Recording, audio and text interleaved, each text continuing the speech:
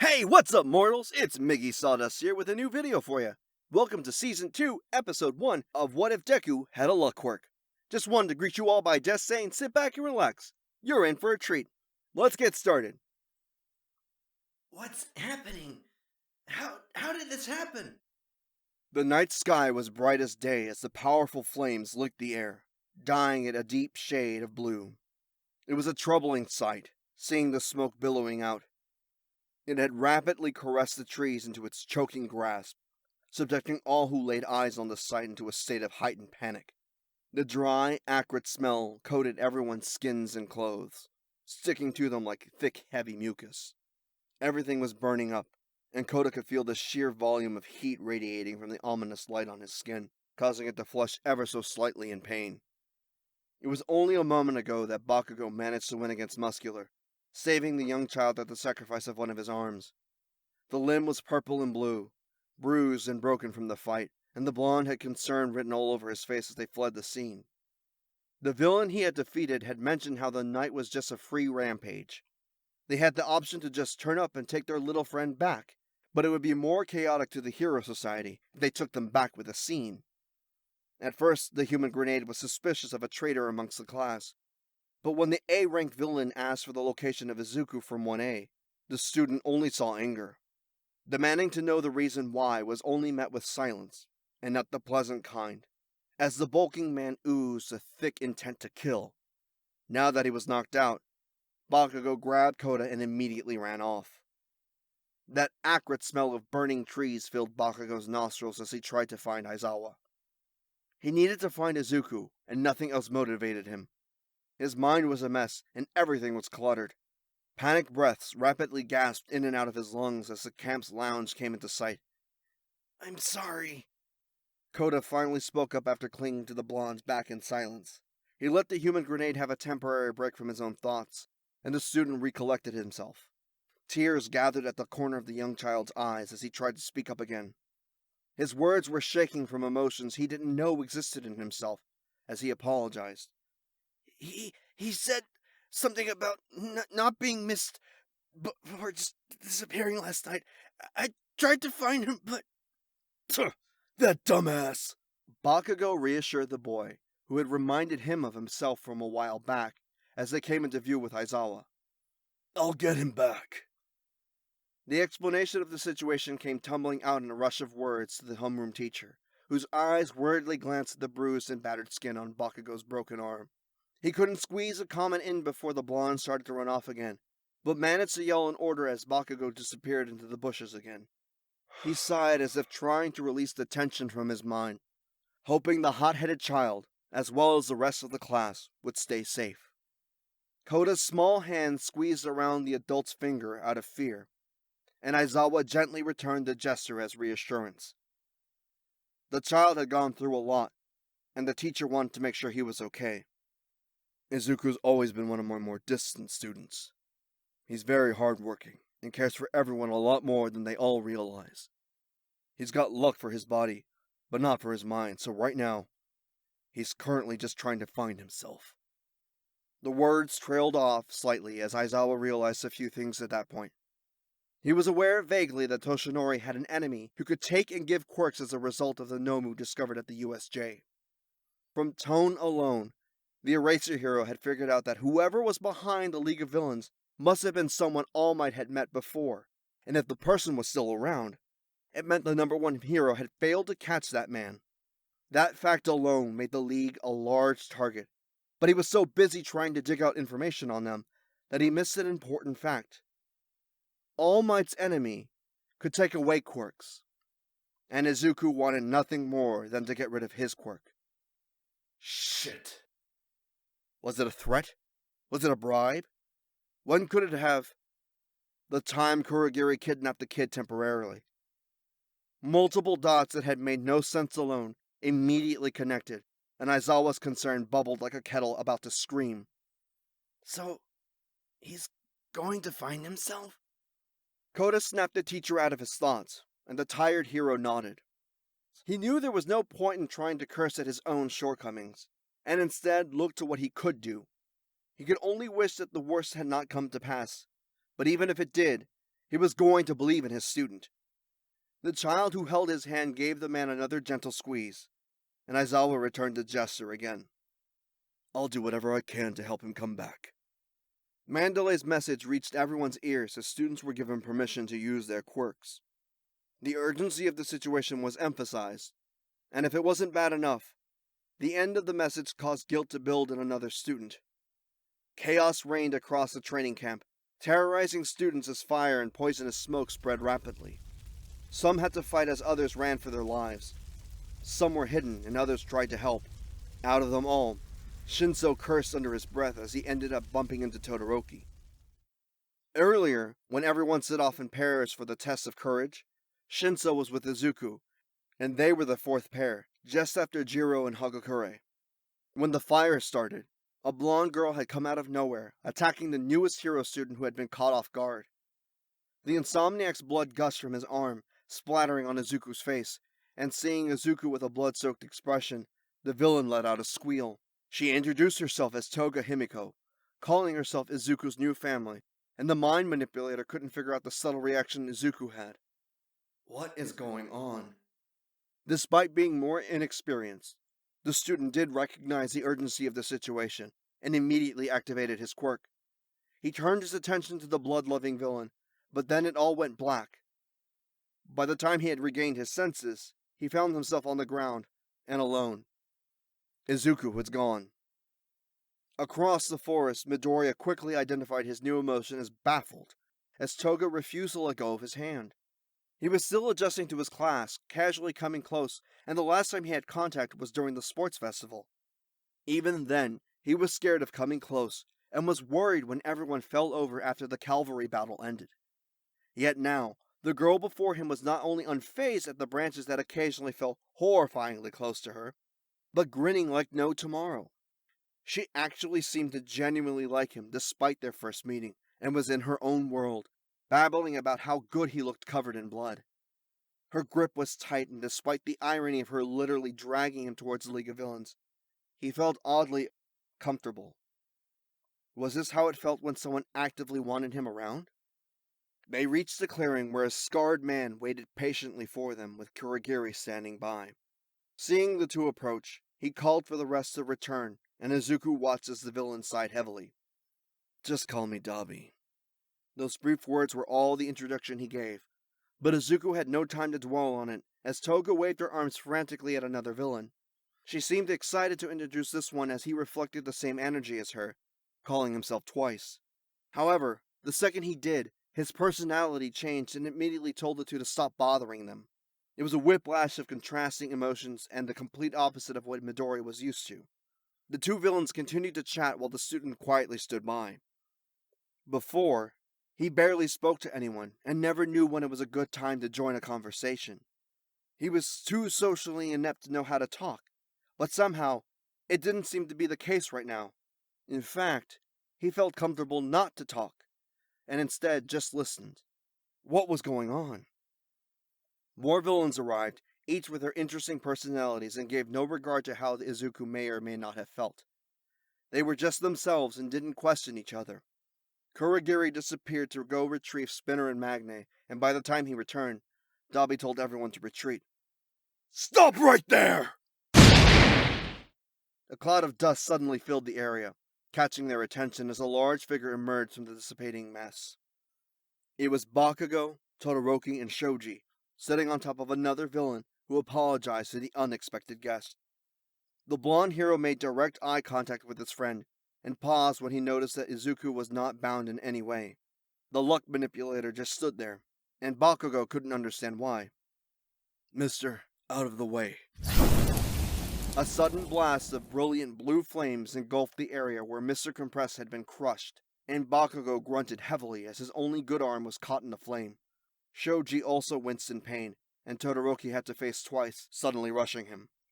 The flames collided and burned down several trees behind them, as Mr. Compress revealed himself unharmed, taking cover as a marble where the flames had come.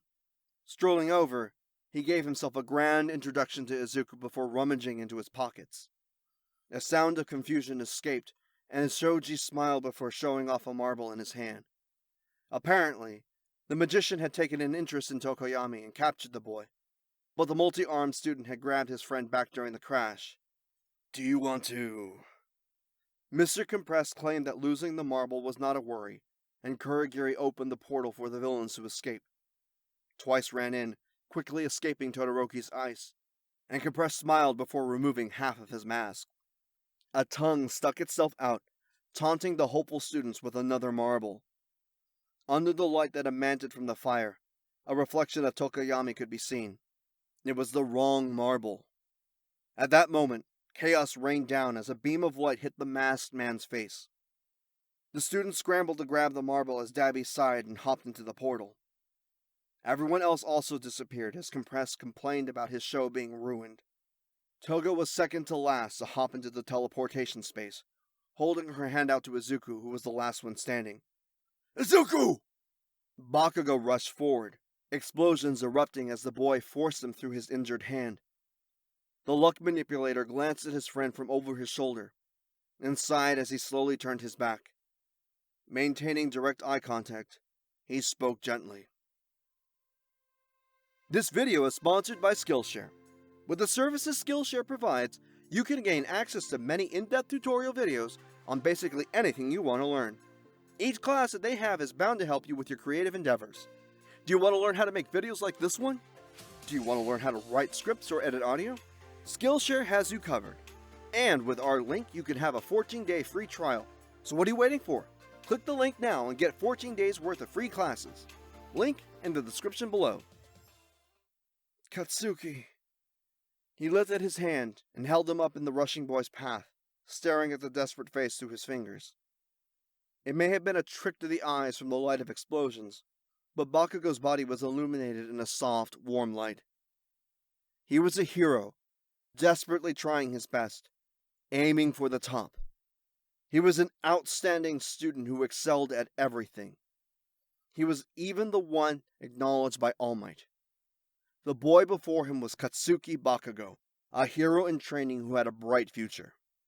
They say those who were born for the top had a different shine to them, and to Izuku it was true. Bakugou shined like a beacon in the dark, but now, it only proved to show how dark his own world was. He wanted a place where he felt needed for who he was, but no matter how much warmth everyone showed him, there was a wall. He couldn't cross it.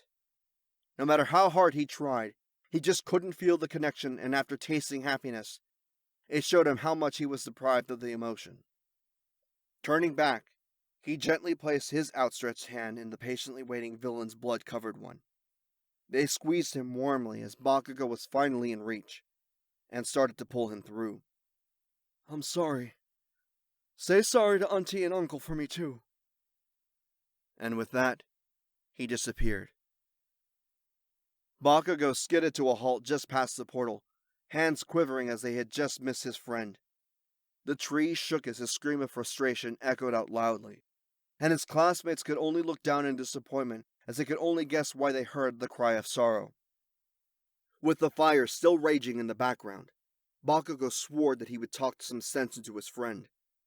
Just before he passed out, he swore to himself that he was going to do his best to rescue him. In a small bar somewhere in the city, Izuku blinked as he walked into the dim light. Shigaraki was sitting at the island counter and he lifted his hand in some sort of welcome. Everyone else had scattered to make themselves comfortable, leaving the room only to a couple of villains. Izuku was coaxed into one of the island chairs as Toga made herself comfortable, sitting cross-legged on the counter. She ignored Kurogiri's attempt to get her to sit normally, and instead gazed lovingly at the blood still on his face. So you've decided to join us. Good, good. I'm sure that Master is happy to see this. He softly cackled to himself as he scratched his neck. The TV in the corner didn't change what it displayed, but somehow, the student could feel some sort of happiness coming from it. These villains were happy that he was here. They were grateful that he, Izuku, was there, and it made the boy feel emotions he didn't know existed. These people were beings that came from other situations that seemed to have their own versions of the twisted, black, suffocating feeling. Some seemed more to take it lightly like Toga, while others retreated behind a mask of indifference like Dabi. Nevertheless, they had all welcomed Izuku in their own way, and the boy was now only a few steps away before completely getting rid of his quirk. Was this what happiness and hope felt like? The next morning, Bakugou woke up in a hospital with his classmates coming in to check on him, and the first thing everyone did was restrain the blonde boy. A commotion immediately reared its head as an explosion shattered the hospital window. Heroes and doctors promptly filled the room, and Izawa ran in to see Bakugou being pinned down to the bed by Kirishima and Ida. The boy was sweating profusely as his wide-open eyes weren't able to focus on anything specific. Even the smallest noise seemed to cause too much stimulation, and the homeroom teacher sighed before ushering everyone outside.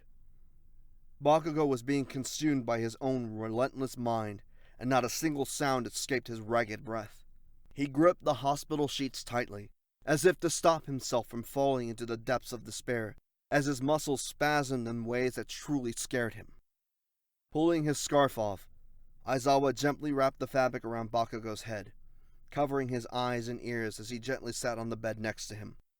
He waited for the frantic movements to subside on their own, before reaching forward to hold the boy's arm.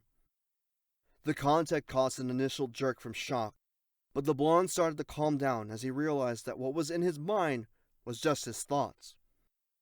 He slowly returned to reality as his body started to cool down again, and when he finally regained focus, the homeroom teacher spoke softly. "Ground yourself, Bakugou. Don't rush it. We can take everything at your own pace." The boy nodded as he let the air slowly enter and exit his lungs, feeling the anxiety slip out with his breaths. He knew logically that panicking was not going to help the situation, but this fit of nerves caused him to suddenly be aware of how weak he actually was. Was it because Izuku wasn't there? He didn't want to acknowledge the weakness, and instead grit his teeth. He was going to get Izuku back to make up for his fall. He was going to be the greatest hero with his friend by his side. The day went by and everyone was trying to cope with the fast-moving pace of society. The heroes were on the news, and Principal Nezu had organized a conference in the evening. Kirishima overheard Momo talking to the people in charge of finding Izuku, and Bakugou had called his parents to explain what had happened. Mitsuki was obviously shocked by the news, but she didn't let it show, knowing it would just alarm her son more. Instead, she told her son that in times like this, the Bakugous would just need to smack some sense into the public and take responsibility afterwards. Masuro chimed in to tell his son to maybe tone down the violence a little, but the idea was immediately shut down by the general chaos within the Bakugou household. Hearing his mother never change, no matter the situation, caused a small smile to come from Katsuki. It was something he would never openly admit, but their unconditional support had always been a great source of strength. It was a warmth that had always welcomed Izuku, but since Midori refused to come close, they were going to wait for him.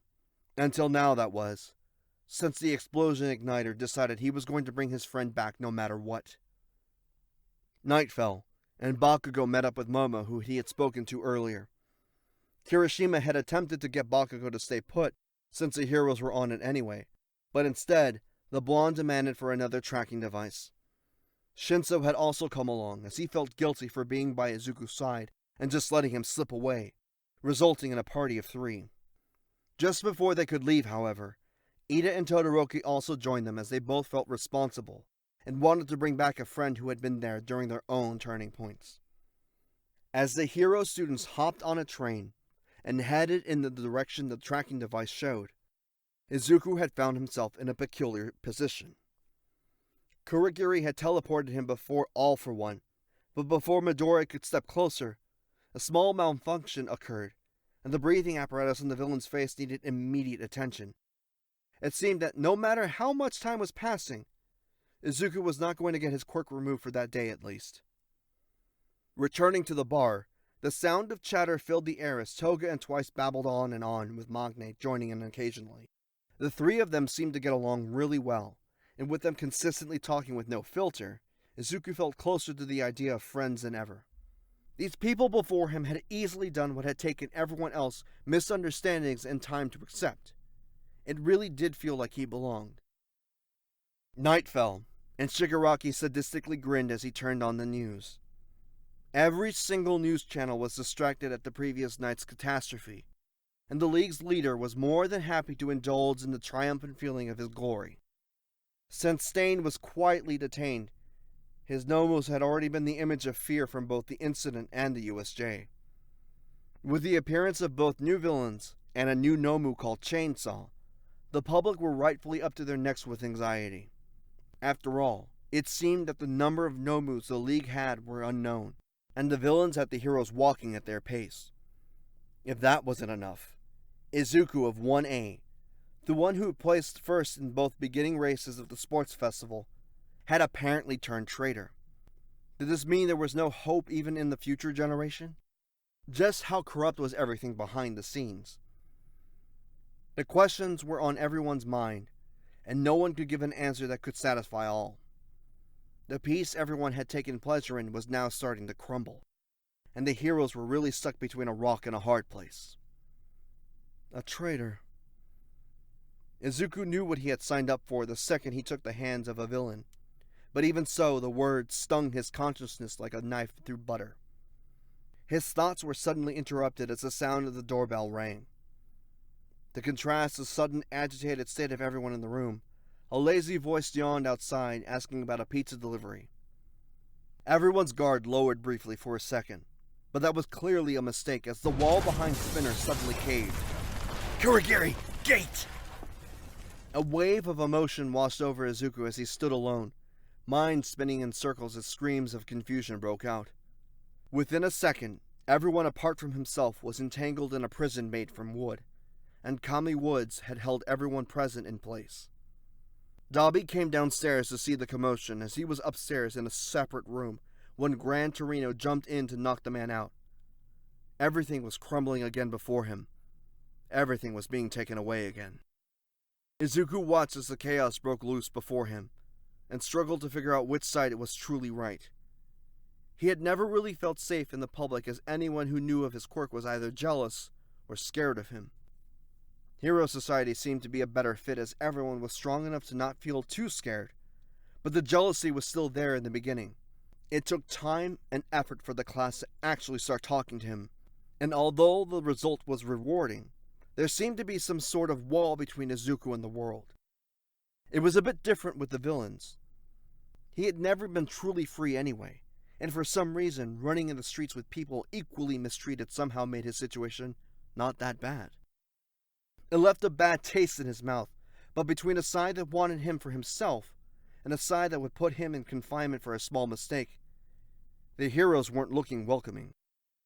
All Might's large figure looked toward him, and what used to be seen as a giant wall of comfort now seemed like a prison of confinement.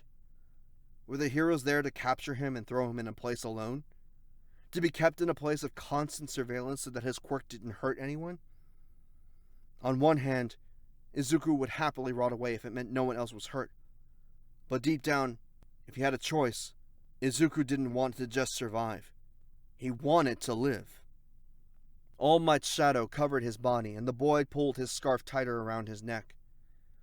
All he had were his skills, his hero costume, and too much luck. His newly made friends were crying out in pain, and the number one hero looked like a death sentence. As much as he wanted to be a hero, the boy always had a small voice saying that it was never going to happen. It was right.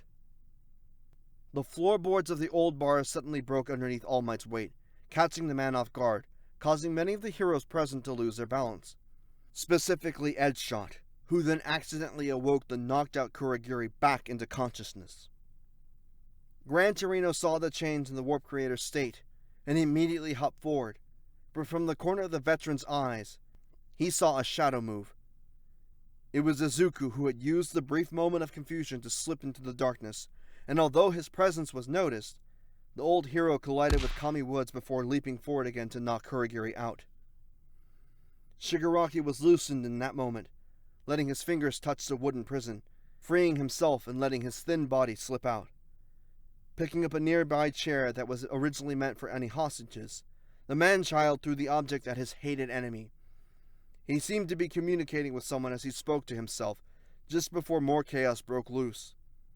Izuku caught a smile on the disintegrator's face. Young Izuku! A gray sludge simultaneously burst from the air and from the back of the villains' throats, and Nomu flooded the scene. Sorry, Katsuki, but... The number one hero rushed for his protege's friend, but watched in horror as the boy took a step back, letting the sludge consume him. I'm not coming back. Thank you all so much for indulging yourselves in this information so far. I hope you enjoyed it. Now, there's a few things I'd like to go over before the video ends. First, I'd like to thank our patrons, BD Flames, Ethan Davis, Terry Chills, Shifter Meals, Adam Zagel, Zill, XAV Beat03, and Joshua Phelps. Secondly, I'd also like to thank all of our YouTube members. Toya Costa, Rob the King, Sith Lord 906, CF2364 and Knuckles, Remu Tempest, Angel Juarez, Donald C. Stewart, Bryant Greer, and Demonized Fox. Third, if you're in the mood for some great storytelling, We the Celestials have got you covered. Our We the Celestials My Hero Academia and Naruto What If channels retell the story of their namesake anime with a twist. Check it out if you're interested. Fourthly, on behalf of We the Celestials, I'd like to thank everyone involved in the production of today's excellent content. Their details can be found in the description below. And last but not least, if you're interested in what we do here at We the Celestials, I'd like to extend an invitation to join the team. The only caveat being that we only accept members from ages 16 years and up to join the crew. You can sign up for whatever category fulfills your interest by joining the recruitment Discord using the link in the description below. We're always looking for new members to join us. Well, that's it for today's video, so thank you all so much for watching, and have a divine day.